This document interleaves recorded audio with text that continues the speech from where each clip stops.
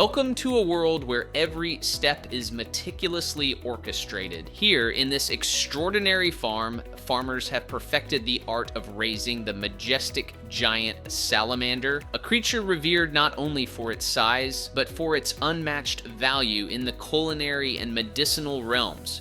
Though it might be easy to dismiss this process as mere animal husbandry, what unfolds here is a symphony of science, culture, and sheer human dedication. In today's story, we'll walk through each stage of the journey, from the careful incubation of eggs, to the nurturing of tiny hatchlings, through the steady growth of these remarkable creatures, and finally to the precise moment of harvest and processing. So, settle in, because you're about to see what it takes to transform fragile beginnings into one of nature's most prized wonders. Our journey begins at the very doorstep of this incredible facility.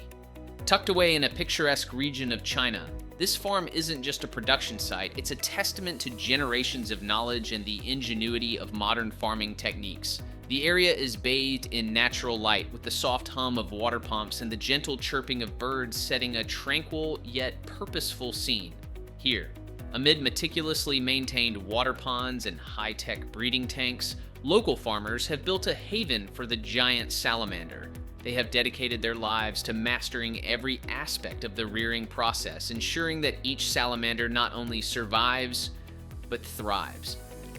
You might be surprised to learn that behind every single creature lies a story of passion, perseverance, and a deep respect for nature. One of the farm's lead caretakers, Mr. Liang, often says, "This isn't just farming, it's a living art. Each salamander is like a member of our family. We treat them with the same care we would our own children." His words echo the sentiment shared by everyone on this farm, a sentiment that has made it one of the most respected names in the industry. Let's rewind a little to where it all starts, the hatchery. Every journey begins with a single step. And in the world of giant salamanders, that step is the egg. The breeding process here is nothing short of miraculous. Under controlled conditions, female salamanders lay hundreds of eggs, each one a tiny vessel of potential. These eggs are carefully collected and placed in specially designed incubators, where temperature, humidity, and water quality are monitored down to the smallest detail. In this environment, science meets nature. The eggs are kept in conditions that mimic their natural habitat, with natural light cycles and gentle water flows that ensure they develop just as they would in the wild. Every egg is a promise that with the right care, these delicate spheres will soon give rise to life in its most extraordinary form. It's a process that requires patience and precision. Even a slight variation in temperature or water pH could make the difference between life and loss. And yet every day, the dedicated team here overcomes these challenges, guided by decades of expertise passed down through generations. The careful nurturing of these eggs is the first crucial step in a long, rewarding journey. Once the eggs hatch, the tiny salamander larvae enter a new phase of their life. A phase that is as vulnerable as it is exciting. In specially designed rearing tanks, these delicate creatures begin their transformation. Here, under the watchful eyes of the farmers, the larvae are provided with the ideal environment to grow. Every day, the farm's caretakers check on the hatchlings, ensuring that the water is pristine and that the temperature is just right. The young salamanders are fed nutrient-rich diets designed to mimic what they would naturally forage for in the wild. You can almost see the spark in their eyes as they navigate their watery world, a world that is both dangerous and full of promise. It's in these moments that you truly understand the essence of the farm. Every detail, from the gentle flow of water to the careful selection of feed, is part of an elaborate dance between nature and human intervention. The goal here isn't just to raise animals, it's to create an environment where these creatures can grow strong, healthy, and full of life. As the sun peeks over the horizon, the farm awakens with renewed purpose. A typical day here begins long before most of us have had our first cup of coffee. The early morning hours are filled with activity. Workers check water quality levels, adjust temperatures in the breeding tanks, and prepare freshly mixed feeds. It's a ritual that has been perfected over years of practice, blending modern technology with hands-on care.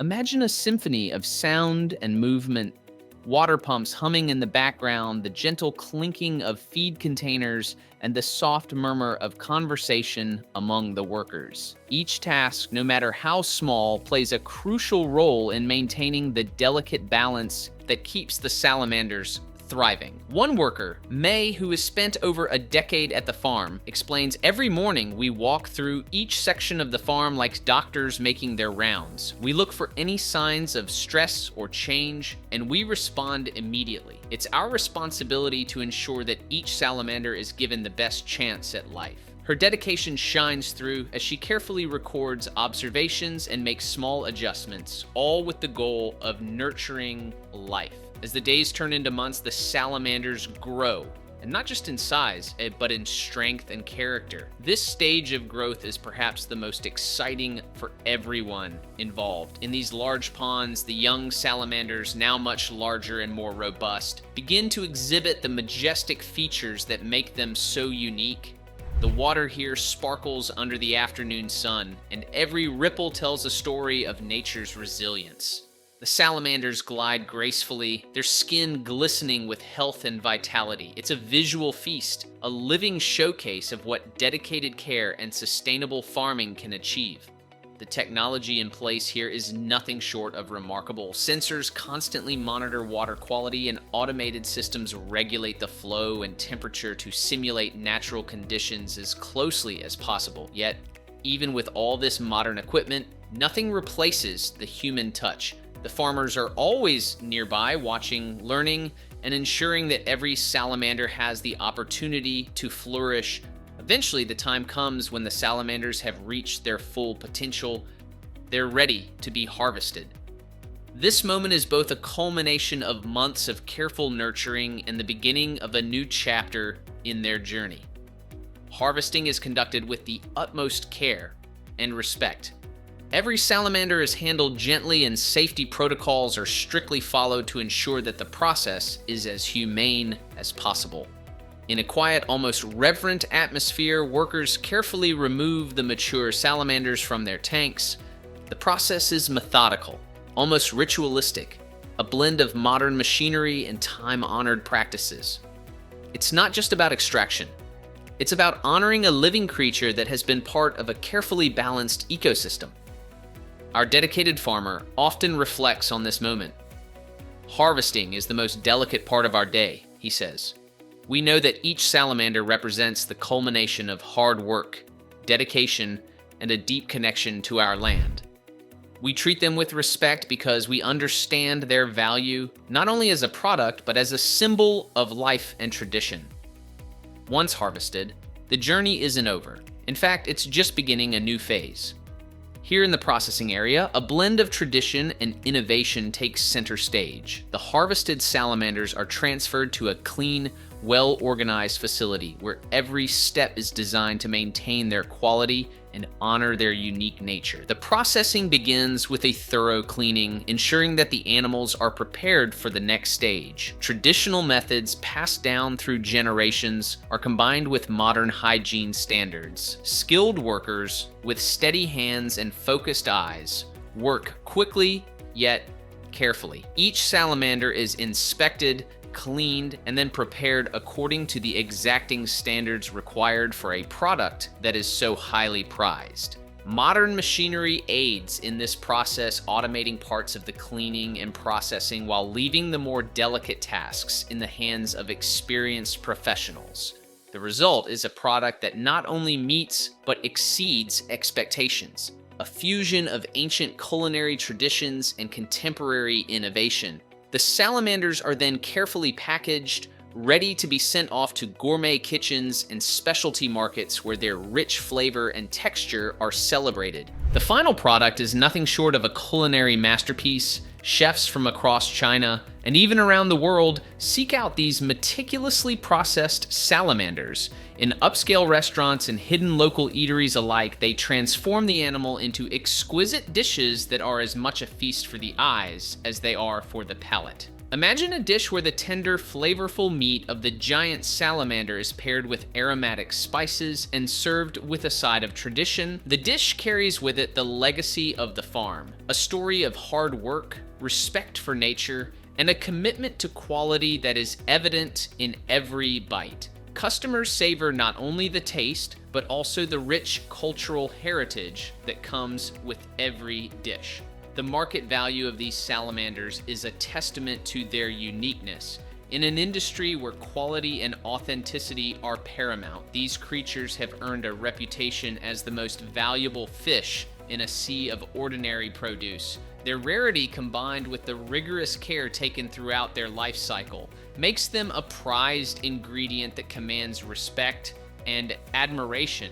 But beyond the remarkable process and the impressive technology, what truly sets this farm apart is the human element. The workers here are not just employees, they are stewards of a tradition that spans generations. Their daily routines are imbued with passion, care, and a deep-seated respect for the life they nurture. This isn't merely about production, it's about a way of life. The farmers speak of the salamanders in almost poetic terms, each creature representing the harmony between nature and human endeavor. They share stories of how the art of salamander farming has been passed down in their families, how each generation refines the process while staying true to the values of sustainability and respect. For many in the region, these salamanders are more than just a product. They are a symbol of hope, perseverance, and the possibility of blending modern technology with ancient traditions. In a world that is constantly changing, this farm stands as a reminder that there is beauty in nurturing life and that innovation need not come at the expense of heritage.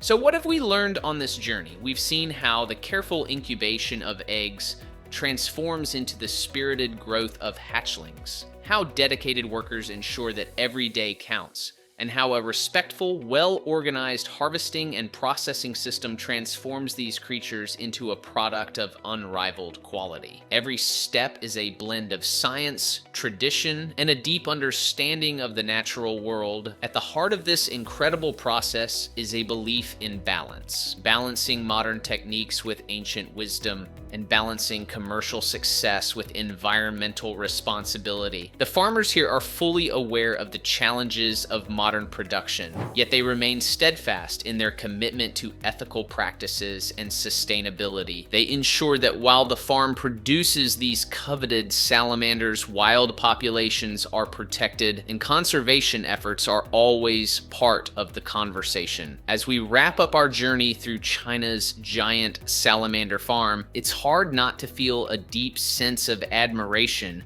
for the work that goes on behind the scenes. Every egg nurtured, every tiny hatchling watched over, every careful harvest and meticulous processing step tells a story of human ingenuity, of respect for nature, and of the delicate art of turning raw potential into something extraordinary. The tale of these giant salamanders is a reminder that even in today's fast-paced world, there is still room for the kind of passion and care that only comes from a deep connection with the land and its creatures. It is a story that inspires us to look closer at where our food comes from and to appreciate the incredible efforts of those who work tirelessly to bring quality and tradition to our tables. And while you may have come here today out of curiosity, we hope you leave with a newfound respect for the incredible process behind one of the most unique delicacies in the world. Whether you're a foodie, a fan of sustainable farming, or simply someone who loves a good story about tradition meeting innovation, the journey of the giant salamander is a story worth sharing. Hey there, folks. Ever popped open a cold can of Pepsi and wondered, how in the world does this sweet, fizzy masterpiece make its way from a massive food processing factory right into my fridge? Well, you're in luck, because today we're diving headfirst into the amazing food processing journey of Pepsi. Get ready to see how advanced technology, high-speed machines, and a dash of American hustle all come together to create one of the world's most iconic soft drinks. By the time we're done, you'll have a whole new appreciation for every refreshing sip. Before we crack this can wide open, I gotta ask a little favor.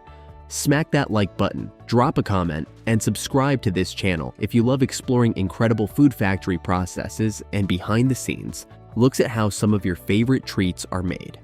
It really helps us keep the lights on, the cameras rolling, and the fizz going strong.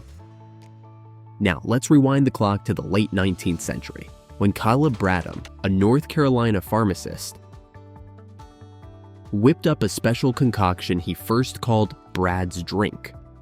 It was meant to give folks a tasty pick-me-up on those sweltering southern days. Little did he know, that humble experiment would evolve into what we call Pepsi. Over the years, Pepsi has undergone countless recipe tweaks, marketing campaigns, and branding shifts. And while it's certainly had its fair share of good-natured rivalry with other colas, Pepsi has carved its own loyal fan base in the good old US of A. In the early days, production was far from the high-tech wonder we see now. Mixing syrups and carbonated water often took place in smaller bottling plants or soda fountains. Sometimes, folks made it by hand with simple mixing equipment. But as demand soared, so did the scale. By the mid-20th century, Pepsi had become a major household name, with factories all across the country upgrading to more automated, modern machinery. Fast forward to the present day, and Pepsi's process has turned into a truly state-of-the-art operation, powered by advanced sensors, lightning-fast conveyor belts, and giant stainless steel tanks that look like they're straight out of a sci-fi movie. So how do we get from plain old water to that vibrant fizz we love? The journey begins at the water purification station, often called the process zone. Most Pepsi factories source water from local municipalities or wells. But simply grabbing water from the tap or a well won't cut it in the food processing industry. It needs to be meticulously filtered and sanitized to meet Pepsi's stringent purity standards. First up is filtering out any unwanted particles, things like sediment or small debris. This is usually done with a series of filters that can catch particles invisible to the naked eye. Next, the water passes through activated carbon filters to remove any funky odors or tastes. After that, the water heads into a reverse osmosis system, which pushes it through a semi-permeable membrane at high pressure, removing any dissolved solids or contaminants. Finally, it might go through ultraviolet UV treatment, which uses UV light to zap any lingering microbes. Only then does the water earn its ticket to the big leagues, joining the specialized mixing tanks. This rigorous approach ensures each sip of Pepsi has that consistently smooth, crisp taste people have come to expect. Now that the water is pristine, it's time to talk about the sweet stuff. Pepsi's sweetness typically comes from high fructose corn syrup, cane sugar in some variants, or sometimes a combination of both, depending on the region or product line. These sweeteners don't just show up in a simple bag. In a modern food factory, you'll often see massive tankers pulling in, pumping sweetener through intricate hoses directly into holding tanks. Next, we have the carefully guarded flavor essence, an aromatic and flavorful syrup that gives Pepsi its signature taste. This special syrup is kept under lock and key. Only a few folks know the complete recipe. If you've ever wondered why Pepsi tastes just slightly different from other colas, you can chalk it up to that top secret formula. Inside the mixing area, advanced food processing machines use automated systems to measure out the exact ratios of sweetener, water, and flavor base. This isn't guesswork either. Sophisticated sensors monitor temperature, consistency, and flow rates, making real-time adjustments if something's even slightly off. Think of it like a giant super precise kitchen where automation is the head chef. Giant stainless steel vats that sparkle under powerful LED lights. This is where the real magic happens. The process typically starts by pumping in the filtered water, followed by the sweetener. Then, the flavor essence gets introduced at just the right moment. Too early, and it might lose some of its potency. Too late, and it won't blend well. Throughout this blending process, big industrial paddles or agitators spin inside the tanks, ensuring every molecule of flavor is evenly distributed. Temperature control is paramount here. If it's too warm, you risk damaging the flavor. If it's too cold, you might have trouble dissolving sweeteners. Factories often use computerized control panels that track temperatures, pressures, and flow rates 24/7, almost like a backstage conductor for an orchestra of food machines. Some modern plants even use digital refractometers to measure the Brix level, essentially the sugar concentration. If that reading isn't right where it needs to be, the system can automatically add more water or more syrup to keep the taste consistent. After the blending is spot on, it's time to introduce the star of the show, carbonation. Most folks don't realize how intricate the carbonation step can be in a processing factory. Carbon dioxide, CO2, is stored in hefty pressurized tanks that look like futuristic capsules. A specialized carbonation system injects CO2 into the mix at controlled rates, balancing pressure, temperature, and time to create that satisfying fizz. The environment in this carbonation zone can be quite chilly because lower temperatures allow the water to absorb more CO2. Modern Pepsi factories use advanced chillers and computerized valves to maintain the precise temperature needed. If this process is rushed or not handled properly, you'll end up with soda that's either overcarbonated and prone to foaming over when opened, or undercarbonated and disappointingly flat. To prevent mishaps, technicians continually test samples using specialized meters that gauge CO2 content. When everything's just right, you can practically hear that crisp, refreshing hiss echoing through the stainless steel hallways. Still with me on this fizzy adventure? If you're enjoying this deep dive into Pepsi's modern factory process, go ahead and hit that like button, comment below, and if you haven't already, subscribe for more behind-the-scenes peeks at America's favorite food factory operations. Your support helps us uncover even more cool processes, so thanks y'all. Once the soda is perfectly carbonated, it's ready to meet its container, be it a bottle, can, or fountain syrup bag. Let's talk about cans and bottles first. You've probably seen videos online of those crazy fast conveyor belts zipping hundreds of bottles every minute, right? In a Pepsi plant, these lines can be truly mesmerizing. Plastic or glass bottles often come in pre-formed or are blow molded on site, while aluminum cans arrive stacked and ready to go. High-speed filling machines do the heavy lifting, dispensing Pepsi into bottles or cans with incredible precision. Each filler head aligns perfectly with a container's mouth, ensuring minimal spillage or overflow. Meanwhile, advanced sensors check fill levels, detecting even the tiniest discrepancies. If something's off, a leaky nozzle or a misaligned can, the line will stop automatically to let technicians fix the issue. With a process this streamlined, it's no wonder they crank out thousands of Pepsi bottles and cans per hour. Once filled, containers move down the line to be sealed or capped. Bottles get tamper-evident caps, while cans get aluminum lids seamed on with specialized sealing machines. This is a critical juncture in the food processing industry. A sloppy seal means lost carbonation or contamination. Some factories incorporate robotic arms outfitted with cameras to ensure each container is properly sealed, while others rely on laser-guided capping systems.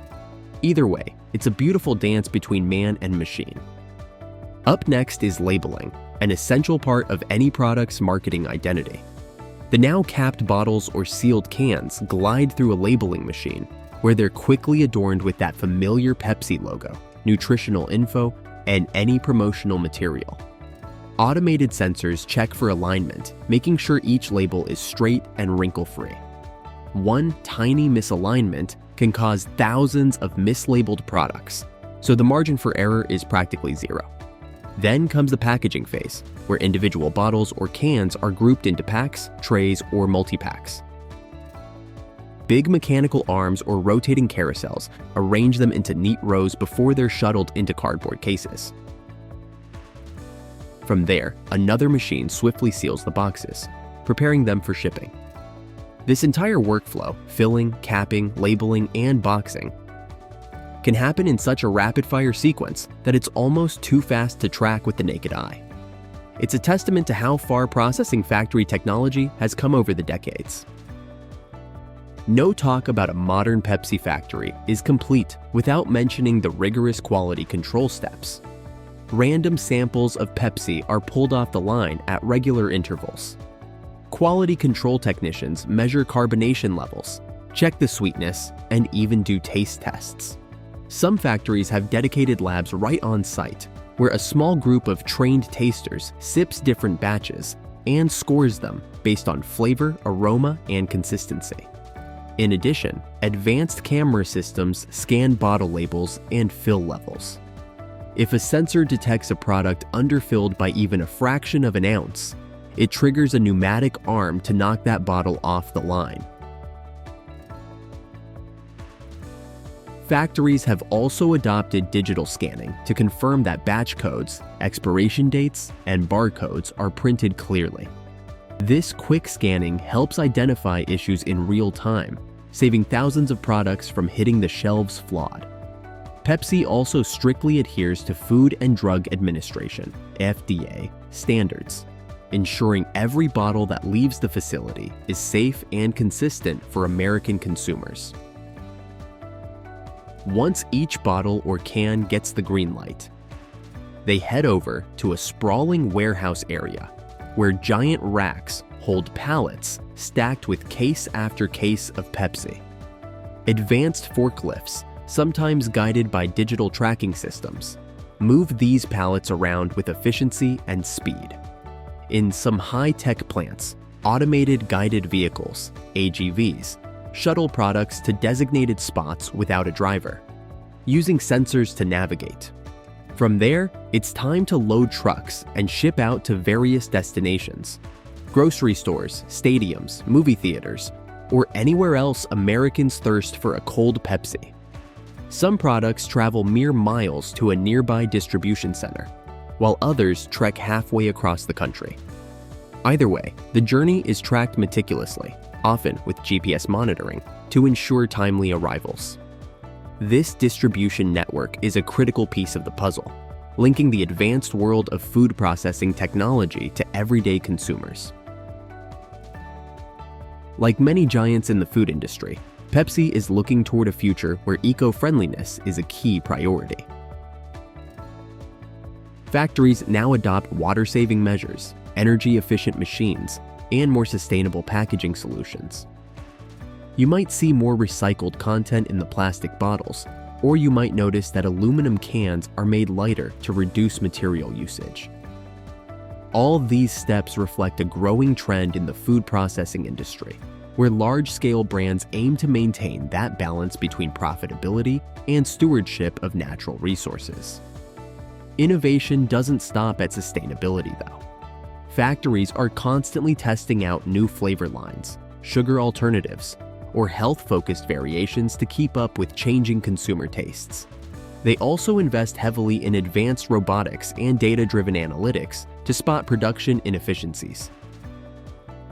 Some plants even use real-time monitoring software that can predict when a machine might fail, allowing for preventative maintenance before any major downtime happens.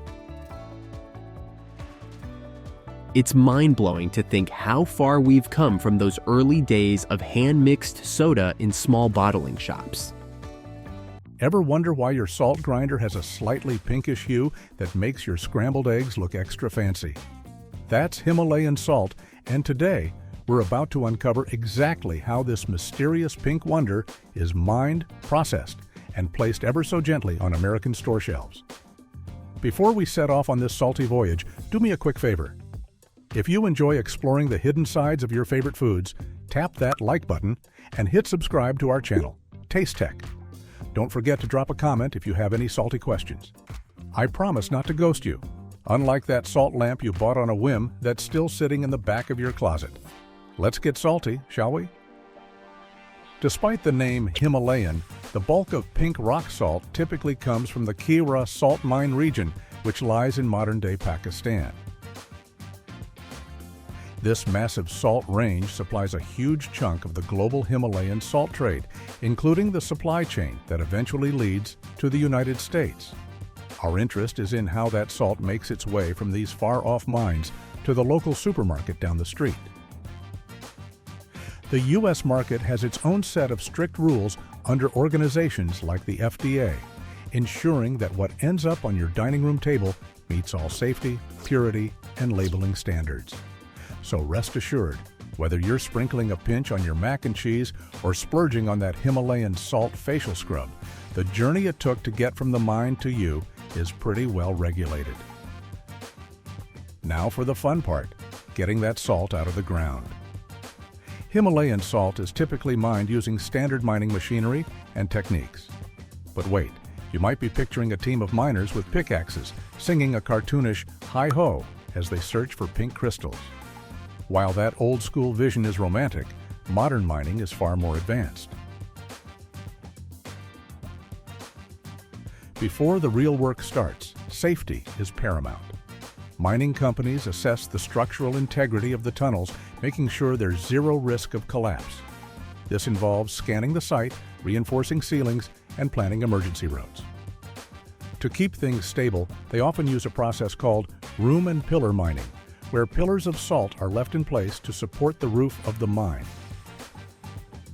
When extraction begins, miners and heavy-duty machines like continuous mining machines or drilling rigs carefully chip away at the salt walls. In some cases, controlled explosives are used to blast large sections of salt free from the bedrock. Other times, it's a straightforward drilling operation where big chunks of salt are cut away, much like slicing a giant pink cake. Seriously though, can you imagine a cake that tastes like Himalayan salt?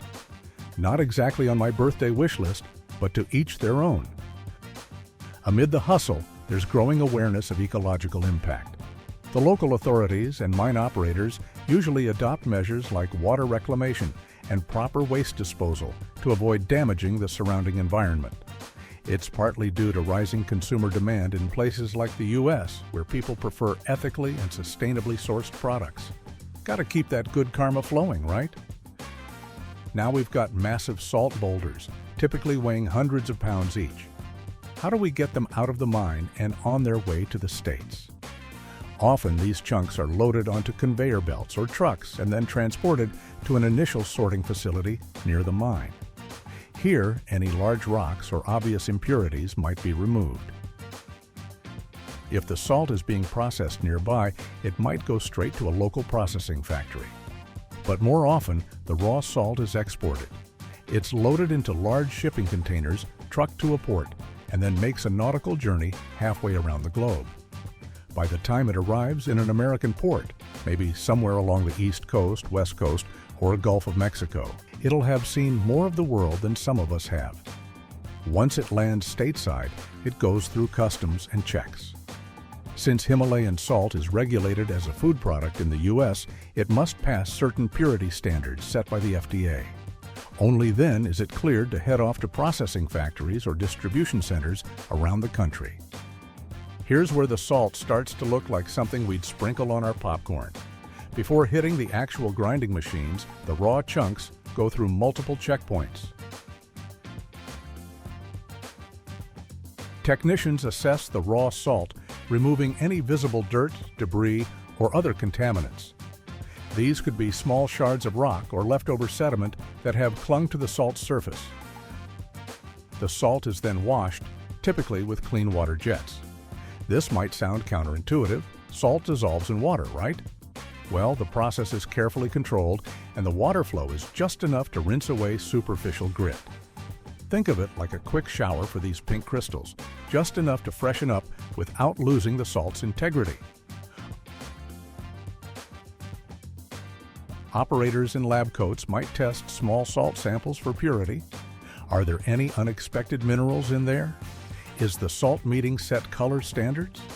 These tests ensure that everything meets U.S. food processing industry regulations.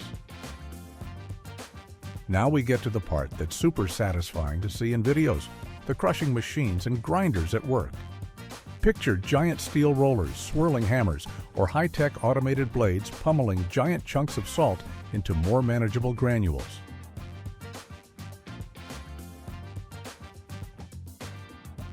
This is the amazing food processing portion of our show. In a specialized food factory or processing factory, heavy-duty machinery breaks down large salt boulders. It can be a messy job if not contained. Because the powdery salt dust can get everywhere, most factories have a dust extraction system or vacuum hoods to keep the air clear. Factory workers stand by to watch for jams or irregular salt chunks passing through. Some lines have advanced sensors that measure the size of salt particles as they go, ensuring everything's uniform. After all, you don't want lumps the size of your fist ending up in your table salt shaker. That'd be a surefire way to ruin dinner. By the way, if you're loving these behind-the-scenes glimpses, how about hitting that subscribe button? You'll be the first to know every time we uncover another fascinating slice of the food processing industry. And hey, if you have a wild guess about the next item we should cover, leave a comment. We might just feature your idea.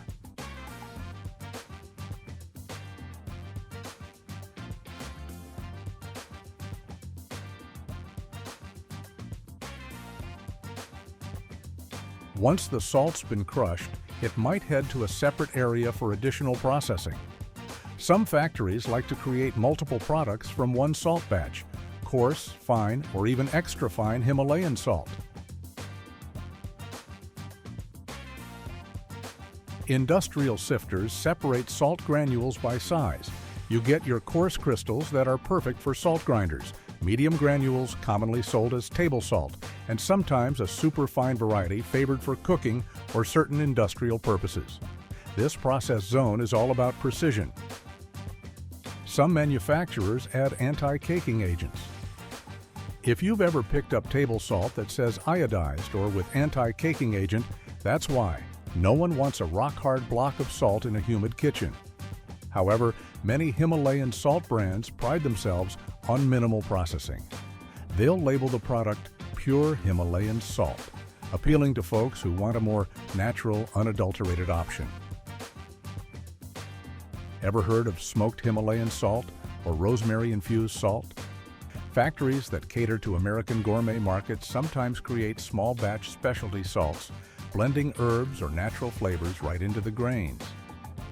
If you're a fan of adventurous cooking, these add extra pizzazz to your dishes, like a fireworks show in your mouth. All right, the salt's been screened, washed, crushed, and sorted. Time to put it in containers so you can buy it at your neighborhood store or on that giant online marketplace we all know too well. Automated filling machines measure out exact quantities and fill packages, be it jars, pouches, or bigger bags.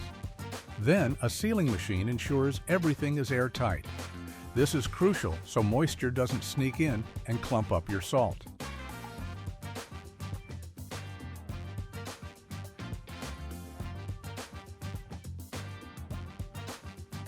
Labels typically have to display the net weight, nutritional facts, and a product of Pakistan or product of the Himalayas statement.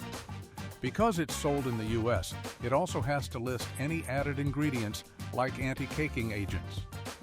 Fun fact, some brands include a little window on their packaging so consumers can see the pretty pink crystals inside. Good marketing, right? Once sealed, the packages might get a final wipe down before heading off for branding. Stickers or brand-specific designs might be slapped onto the bag or jar, featuring everything from brand logos to fancy color schemes. Now the salt starts looking shelf-ready. By the time we reach the latter stages of the food processing machinery pipeline, most of the big steps are done. Still, factories don't just wave goodbye to the salt without some finishing touches. Quality assurance teams perform random checks, opening a box here or there to see if everything's right. No leaks, no torn packages, No mislabeled jars. Sample containers might be sent to a lab for final testing. They look at everything from color consistency to moisture content and trace mineral levels. Himalayan salt famously boasts trace minerals like iron oxide, which gives it that blush hue. The last thing a U.S. consumer wants is a weird chemical contamination, so these tests are a must. All that packaged salt is stacked neatly in climate-controlled warehouses. Himalayan salt is fairly stable, but controlling humidity and temperature helps maintain its quality over time. From here, it's a waiting game until trucks haul it to various distribution points. Now we're coming full circle. Those neatly packaged salt containers are loaded onto trucks, which make their way to distribution centers or directly to retail stores and online fulfillment hubs. Himalayan salt might wind up in big box retailers, gourmet markets, or those fancy health food stores you pass on your way to work.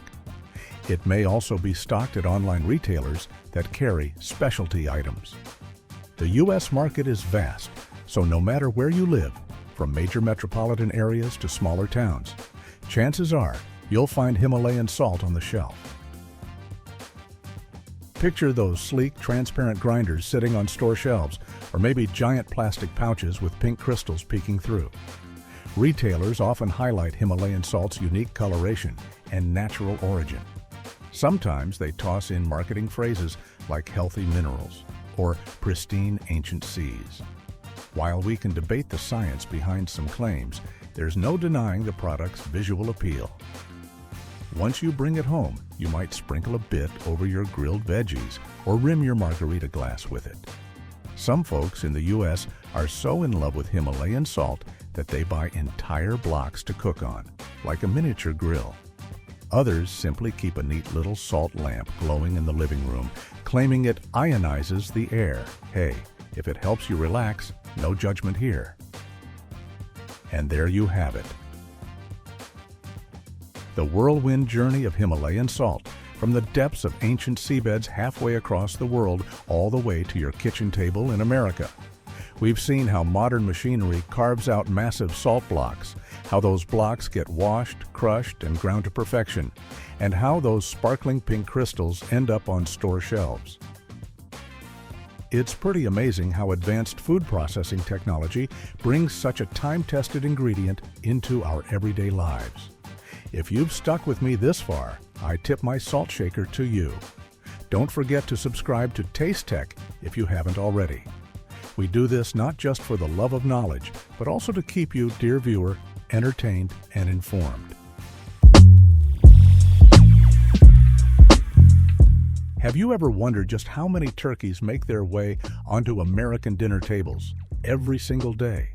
From towering Thanksgiving feasts to convenient deli slices in your favorite lunchtime sandwich, turkeys are a staple for folks all across the United States. But what's the story behind these birds before they wind up in your local grocery store or on your plate at a family gathering?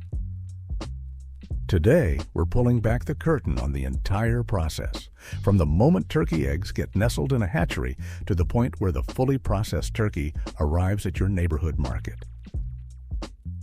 Stick around because we'll not only dive deep into the rearing process on massive farms, but also explore the fascinating factory procedures that turn millions of live turkeys into ready-to-cook or ready-to-eat products. Trust me, you're about to see a side of turkey you never even knew existed.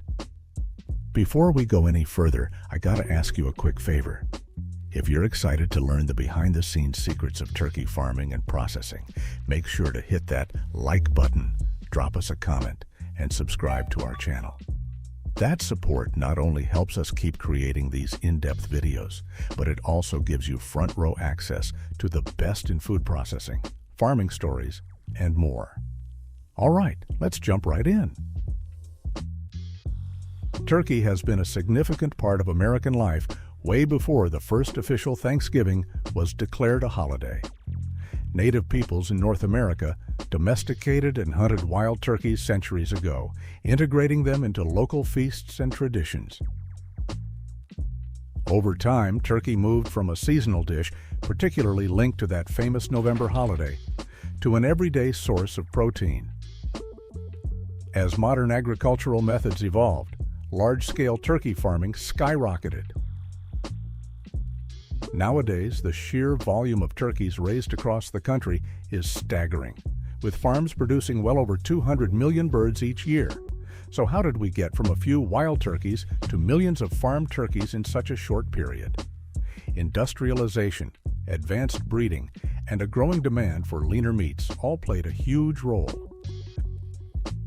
By the early 20th century, turkey farms were expanding their flocks, innovating their feeding programs, and improving the overall efficiency of each process zone. Thanks to breakthroughs in technology, think automated feeding machines, high-tech hatcheries, and sophisticated climate controls, turkey farming in the U.S. became a huge success story in the food industry, with entire communities depending on it for jobs and economic development. Everything starts with carefully selected parent stock.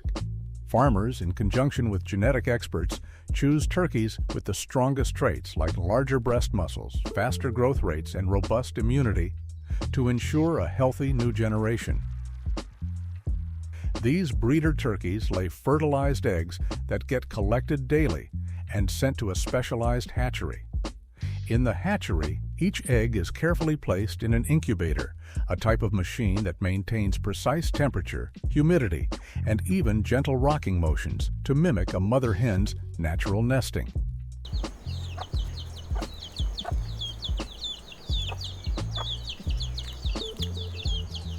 High-tech hatcheries use what we often call food processing technology in a more agricultural sense.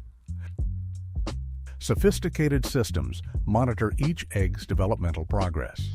Workers or specialized sensors candle the eggs, shining a light through them, to check if the embryos are growing properly. Roughly 28 days later, the eggs start to hatch, revealing tiny turkey poults. Each new hatchling is promptly examined, vaccinated against common poultry diseases, and given a healthy environment for its first few hours of life.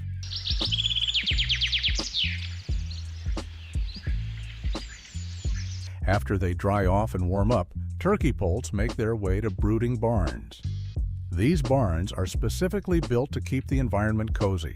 Temperatures often hover around 90 to 95 degrees Fahrenheit in the earliest stages. Turkeys, just like any newborn, are quite delicate at first, so farmers have to keep them from getting chilled or dehydrated.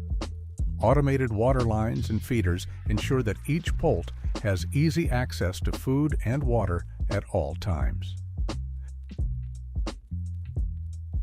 The initial feed is loaded with protein and essential nutrients to help them grow strong. Veterinarians frequently stop by to monitor the poults for any signs of illness or nutritional deficits, because catching issues early can be critical to preventing a major outbreak later on. Once the poults reach a few weeks of age, the heat in the barn is gradually reduced, letting them adjust to more typical temperatures.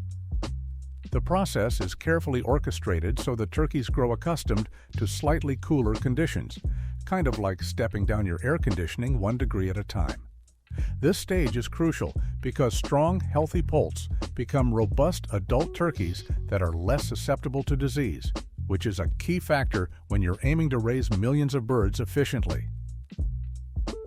As the turkeys grow, they're transferred to larger barns or open-range systems, depending on the farming operation style and local regulations.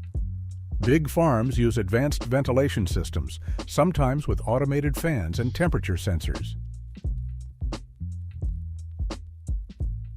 These barns can house thousands of birds at once, with bedding material like wood shavings spread across the floor to keep things clean and comfortable. On some farms, turkeys have partial outdoor access, though the majority are often raised indoors to protect them from predators and extreme weather. Inside these barns, feed is dispensed through automated feeders, ensuring each bird gets its fair share of nutrients. At this stage, you'll see sophisticated food factory concepts applied to poultry farming, like computerized feeding stations and data tracking systems that measure how much each flock is eating daily. Some farmers even use cameras and AI-based monitoring to track turkey behavior. If certain birds aren't moving around or seem sick, farmers are alerted to check them individually. This level of advanced food processing technology in the agricultural sector helps maintain consistent flock health and growth rates. After about 14 to 20 weeks, depending on whether the turkeys are raised for smaller whole bird products or larger processed items like deli cuts, the birds reach market weight. Now comes the tricky part, transporting them to a processing factory in a humane, low-stress manner. Workers often gather turkeys at night or very early in the morning when the birds are calmer. Specialized crates or trucks provide ventilation, and the birds are carefully loaded to reduce any risk of injury.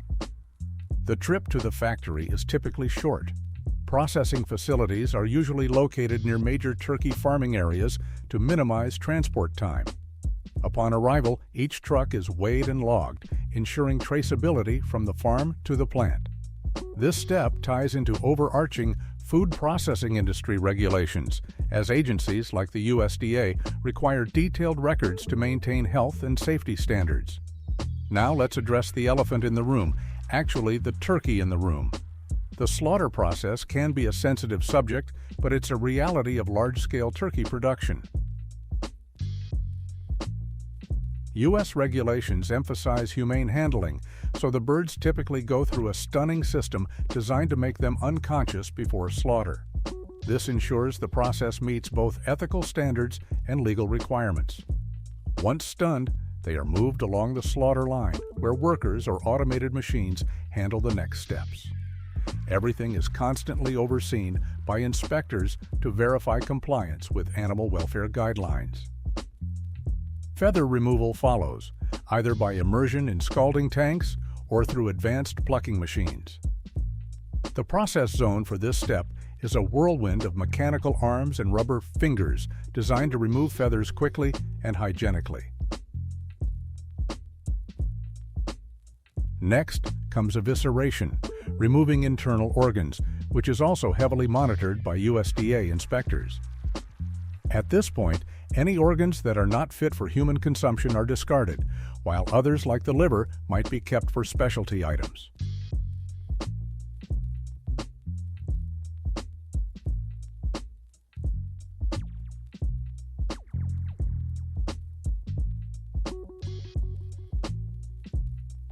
The birds are then thoroughly rinsed and chilled, either in an ice-cold water bath or through air-chilling systems that rapidly bring down the temperature to prevent bacterial growth.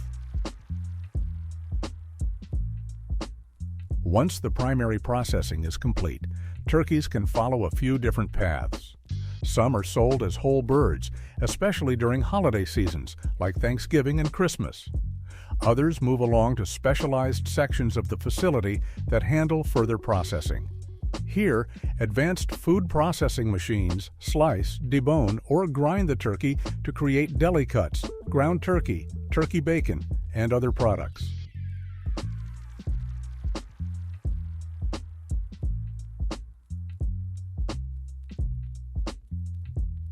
You'll see conveyor belts transporting turkey parts to various stations, each focusing on a specific operation. Skilled workers or robotic machinery portion out breasts, thighs, and wings, which are then packaged individually or combined for mixed parts sales. A portion of the meat might head to a marinating or seasoning line, where vacuum tumblers inject flavors. This is all about meeting consumer demand for convenience, with items like pre-seasoned turkey breast strips or turkey burger patties ready for a quick grill at home.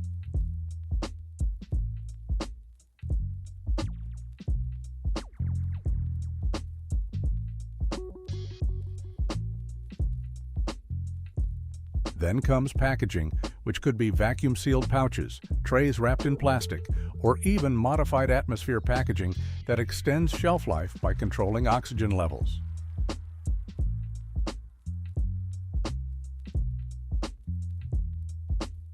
Throughout these steps, keywords like amazing food processing technology, and food processing machine truly come to life.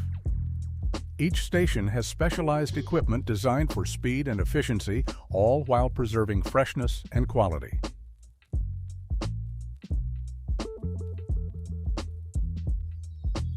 You might be wondering, how do these massive facilities keep everything safe and consistent? The answer lies in meticulous quality control checks.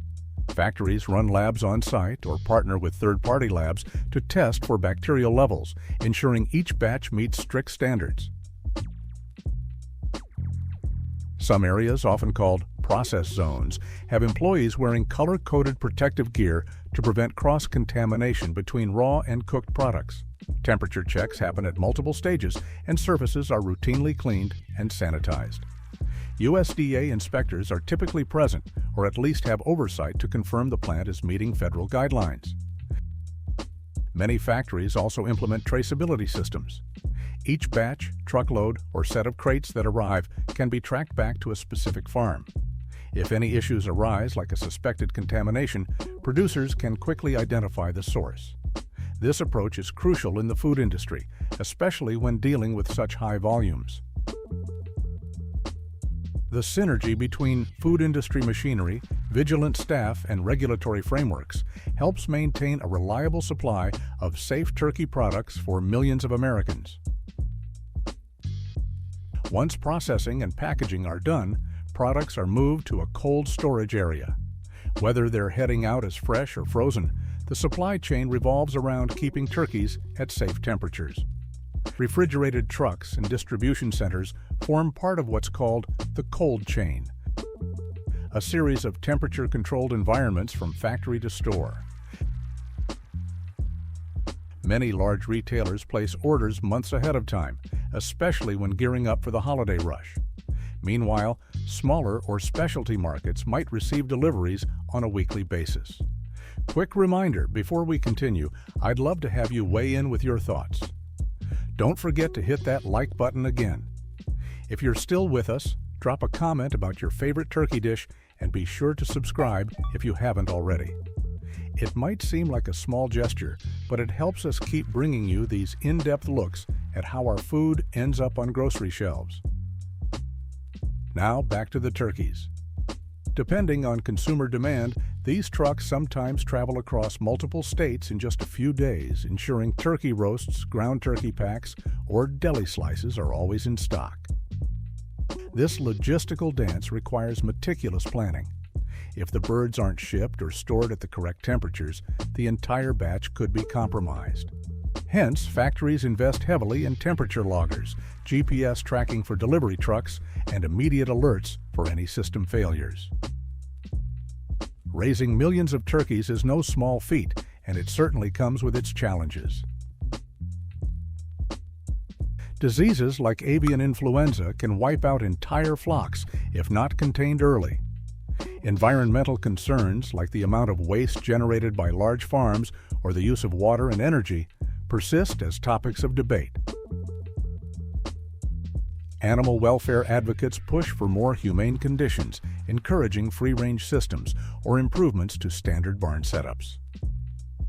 On the flip side, technology keeps advancing to address these challenges, from better vaccines to precise data analytics that optimize feed-to-weight ratios. Sustainability has also become a focal point. Many farms are incorporating renewable energy sources like solar power and instituting more efficient water usage. Innovations in food processing technology and food processing equipment pave the way for safer, cleaner, and more ethical methods of handling the birds. Some factories employ robotic arms for tasks that might be tedious or dangerous for workers, streamlining the entire operation while also enhancing worker safety. Automation also reduces human error, leading to more consistent product quality. The future likely holds even greater emphasis on transparency, with producers sharing more behind-the-scenes info so consumers know exactly where their turkey comes from and how it was raised. You might bump into turkey farmers who'll regale you with stories of waking up at the crack of dawn, braving freezing winter conditions, all to ensure the birds get their perfect feeding schedule. Others might boast about cutting-edge barns that practically run themselves thanks to advanced sensors. These first-person accounts give a human face to what is, at its core, a massive industrial endeavor. Some old-timers may recall a simpler era when turkeys roamed more freely, while younger farmers champion the new wave of food processing industry developments, believing that bigger, better technology is key to feeding the ever-growing demand. By now, you've witnessed the entire journey, from a mother turkey laying fertilized eggs in a breeding program, to advanced hatchery machines that bring poults into the world, to carefully managed growing barns loaded with sophisticated feeding systems, and finally to the processing factory.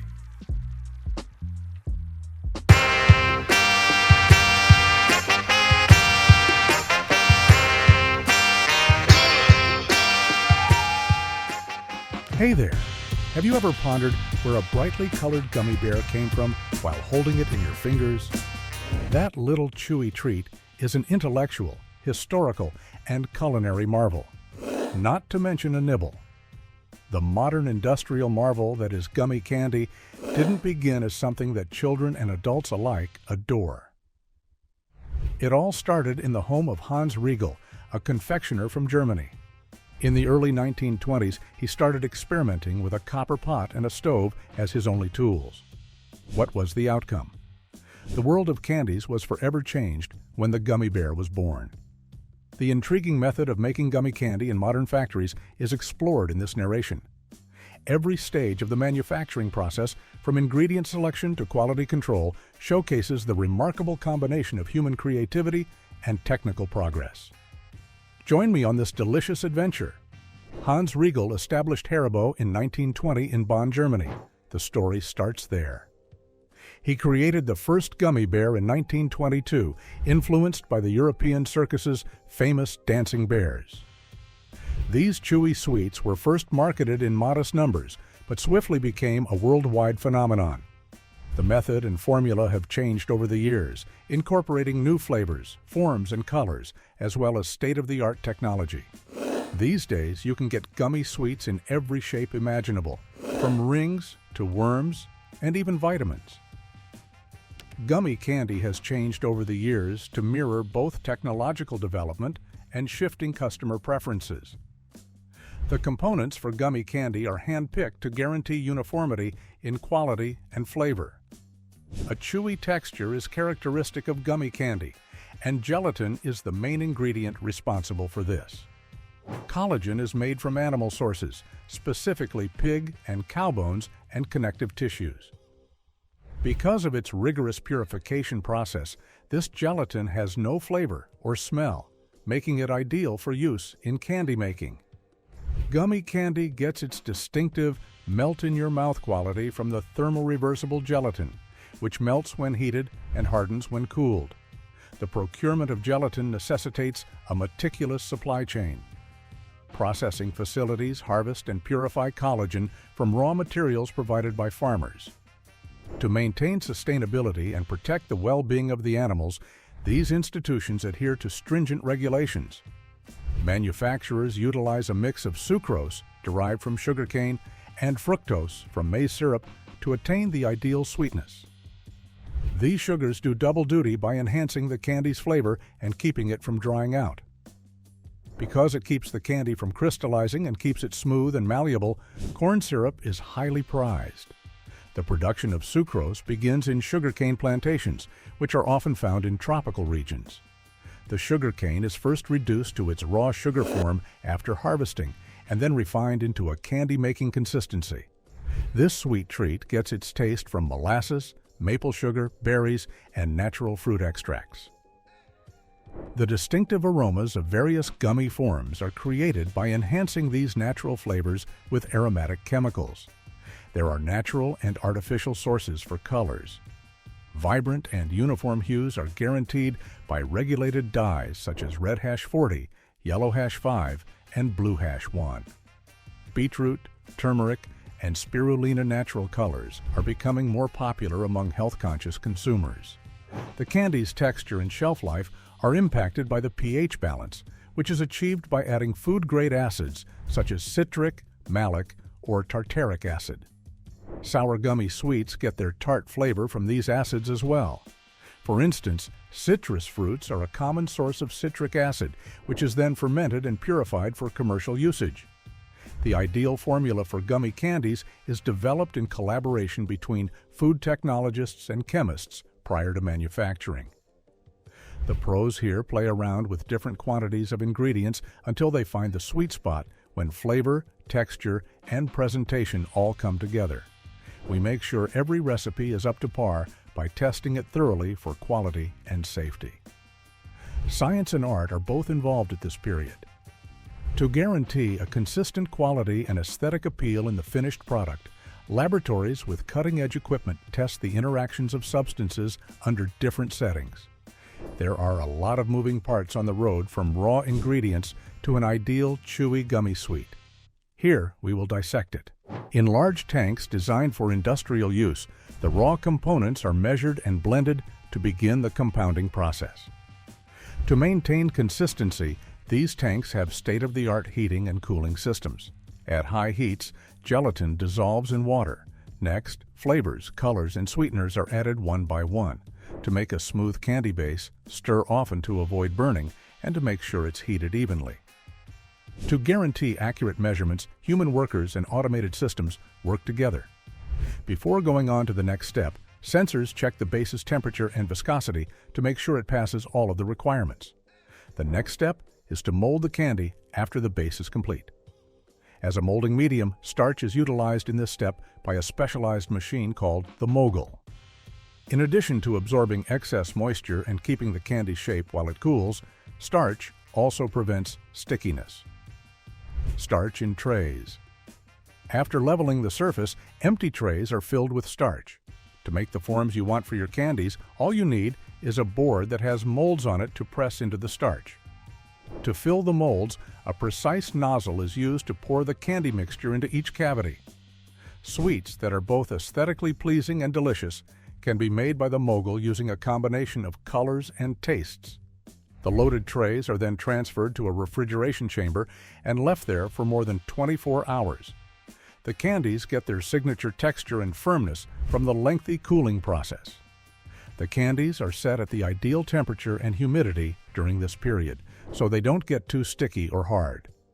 These circumstances are constantly being monitored by engineers who make adjustments as necessary. After the trays have cooled, they are turned upside down so the sweets can drop onto a vibrating sieve. The candies are cleaned and prepared for additional processing by using this sieve in conjunction with oscillating brushes to remove extra starch. To further increase their aesthetic value, gummy sweets may be subjected to other finishing processes after demolding. The sweets get their glossy, smooth appearance from a thin coating of wax or polishing agents. Because of its natural origins and glossy look, carnauba wax, made from the carnauba palm tree's leaves, is a popular choice.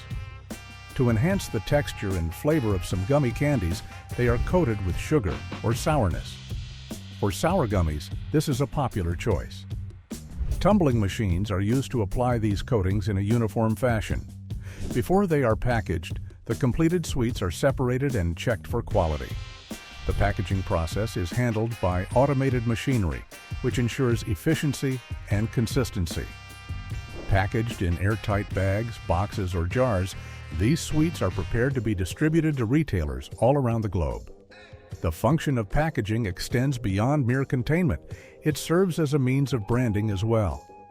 Products are attractive and convenient for consumers because to their vibrant appearance and resealable characteristics. Making sure the gummy candy is of high quality is an important step in the process. To guarantee it satisfies specified criteria, every batch is tested extensively.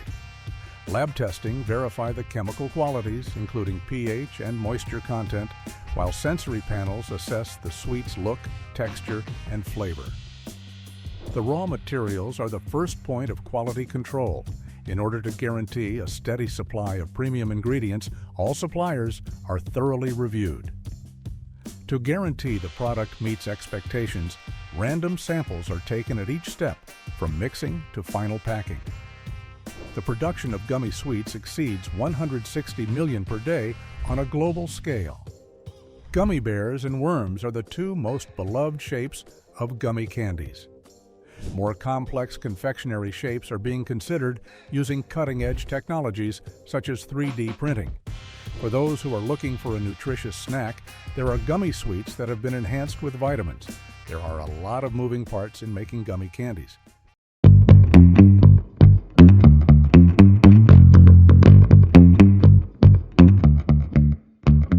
Butter, a simple yet indispensable part of American kitchens. Whether it's slathered on toast, melted over popcorn, or whipped into baked goods, this golden block of joy brings flavor, richness, and comfort to our daily lives. But have you ever wondered how this magical ingredient goes from a cow to your plate? The story of butter is as rich as its taste, tracing back thousands of years when it was accidentally created in animal skin pouches. Fast forward to today, butter is a symbol of culinary indulgence, produced on a massive scale with modern technology. Let's embark on this fascinating journey, uncovering the farm-to-factory secrets behind butter. Butter's roots run deep, originating over 4,000 years ago in ancient Mesopotamia. Initially churned by hand, it was a luxury item reserved for rituals and the wealthy. Over time, butter became a staple across cultures, symbolizing prosperity and sustenance. In America, the Industrial Revolution transformed butter making from a home craft to a large-scale industry. The introduction of cream separators and mechanical churns allowed factories to produce butter faster and more efficiently, meeting the growing demands of a butter-loving nation. Today, butter is a $2 billion industry in the United States, consumed in everything from home cooking to high-end culinary creations. But its journey from farm to factory remains a marvel of precision, care, and science. The story of butter begins on dairy farms, where the stars of the show, dairy cows, graze on nutrient-rich grass and feed. In the United States, breeds like Holstein and Jersey are prized for their milk, known for its high butterfat content. The role of dairy farmers. Farmers play a crucial role in ensuring cows are healthy and stress-free. Advanced nutrition plans, regular health checkups, and spacious barns contribute to the quality of milk produced. Seasons and yield. Milk production peaks in cooler months, but thanks to advancements in farming, consistent yields are maintained year-round. Milking process. Using state-of-the-art milking machines, farmers extract milk in a hygienic and efficient manner. The milk flows into refrigerated storage tanks, preserving its freshness until it's time for transportation. Once collected, the milk begins its journey to the factory. Specially designed tanker trucks transport milk at a cool 39 degrees Fahrenheit, 4 degrees Celsius, to prevent spoilage. These trucks are equipped with insulated compartments to maintain the milk's temperature, even during long hauls. At the factory gates, the milk undergoes initial quality checks, including tests for freshness, fat content, and any signs of contamination. Only the best milk makes it to the butter-making process. At the factory, the milk is poured into large stainless steel vats.